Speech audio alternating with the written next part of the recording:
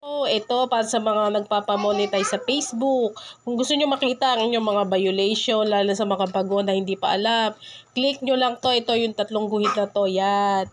Tapos hanapin nyo itong, yan, help and support. Click nyo tong help and support.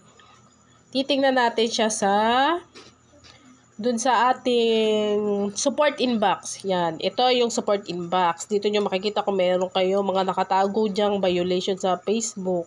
Click nyo lang yung support inbox. Yan. Diyan sa may your alerts, yan ang pindutin nyo. Dito ang violation nyo. Kung meron kayong violation dyan, nakatago ka sa kaloob-looban ng Facebook kung kayo ay nagpapamonetize.